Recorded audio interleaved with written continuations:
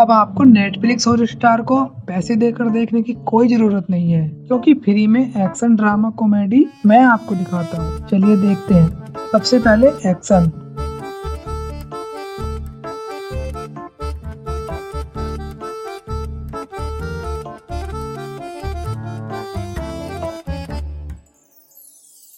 ये पसंद नहीं आया, चलो लव एंगल देखते हैं। तुझे देखा तो ये जाना सनम, प्यार होता है दीवाना सनम, अब यहाँ से कहाँ जाए हम, तेरी बाहों में मर जाए हम, तुझे देखा तो। अरे ये भी पसंद नहीं आया, चलिए लास्ट VFX दिखाते हैं। ये देखिए, इस वक्त द्वारका पहुंच चुके हैं। गुजरात के द्वारका में कितनी तेजी से हवाएं चल रही हैं। यही है वो मैम साहब जिनके बारे में तुम बात कर रहे थे। तो देखिए, इस वक्त मैं आपको दिखा रही हूँ, ये जो नीचे आप देख रहे हैं समंदर है, समंदर की जो लहरें हैं वो तो अभी तेज उठ रही हैं, लेकिन कल और तेजी के साथ ये समंदर की लहरें उठेंगे उस वक्त जिस वक्त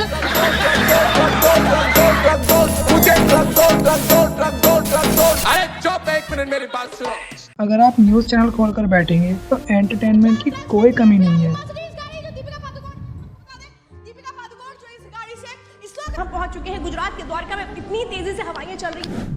बेरोजगारी, गरीबी, महंगाई ये सब छोड़कर आज न्यूज चैनल वाले सीमा सचिन, UPSC जिहाद, महंगाई जिहाद इन सब पर लगे हुए हैं। आप खुद ही बताइए, उड़ीसा रेल हादसे से पहले आपने उड़ीसा के बारे में कौन सी न्यूज देखी थी? बाढ़ से पहले हिमाचल में क्या हो रहा है कौन जानता था? आप में से कितने लोग जानते हैं कि झारखंड में क्या चल रहा है? या मणिपुर हादसे से पहले कौन जानता था मणिपुर में क्या हो रहा है? क्योंकि मीडिया सिर्फ वहाँ पर ही न्यूज कवर करती है जहाँ पर इनको रीच अच्छी मिलती है या पॉलिटिकल सपोर्ट मिलता है, या फिर वो टॉपिक दिखाते हैं जिससे इनको अच्छी व्यूअरशिप मिलती है। जैसे गाय को एलियन उठाकर ले गया, सीमा को ऐसे दिखाया गया जैसे वो पाकिस्तान से नहीं मंगल ग्रह से आई हो, क्योंकि उससे इनको भर भर के TRP मिल रही थी। और वही तो इनको चाहिए, पब्लिक का पागल बनाना है तो बनाओ, लेकिन TRP नहीं घटनी चाहिए। आजादी से पहले महात्मा गांधी ने इंडियन ओपिनियन नाम से, जवाहरलाल नेहरू ने नेशनल हेराल्ड नाम से एक न्यूज़पेपर चलाया था, जिससे लोगों को बताया जा सके कि हमारा देश गुलाम हमारी नहीं बल्कि अंग्रेजों की वजह से है।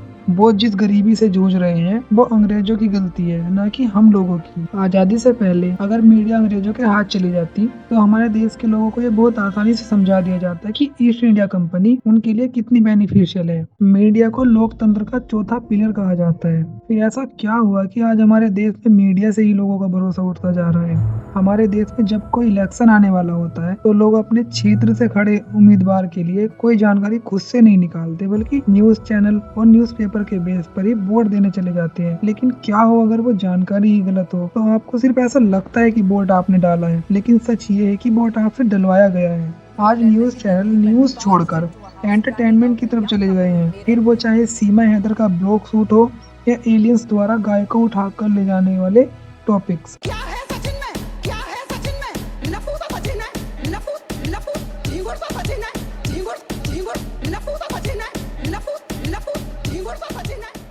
अगर आज दिल्ली, मुंबई जैसे बड़े शहर में 2 घंटे बारिश हो जाए तो सभी न्यूज चैनल वाले उसकी कवरेज करने पहुंच जाएंगे। और अगर किसी छोटे शहर या गांव में बाढ़ भी आ जाए तो कोई पूछने वाला नहीं है। एक तरफ जहां लोग न्यूज चैनल पर आंख बंद करके भरोसा करते हैं, वहीं न्यूज चैनल वाले लोगों के भरोसे का गलत फायदा उठाकर उन्हें बेवकूफ बनाने पर तुले हुए हैं। अगर हमारे देश में कोई बिल आता है या कोई स्कीम लॉन्च की जाती है तो आपको उसके फायदे नुकसान देखने के लिए ज्यादा रिसर्च करने की जरूरत नहीं है, क्योंकि फायदे बताने के लिए सुधीर चौधरी और नुकसान बताने के लिए रवीश कुमार है। आज अगर न्यूज देखने के लिए हम अपना टीवी खोलकर बैठेंगे तो सबसे पहले इनके एड्स दिखते हैं। इतने प्यारे न्यूज चैनल्स में ना कभी ध्यान दें, वहाँ पे हमेशा ऐड आता है सरिया, सीमेंट, दांतों में झंझनाहट। उसके बाद VFX देखने होते हैं, और VFX भी ऐसे कि मार्वल वाले भी शर्मा जाए।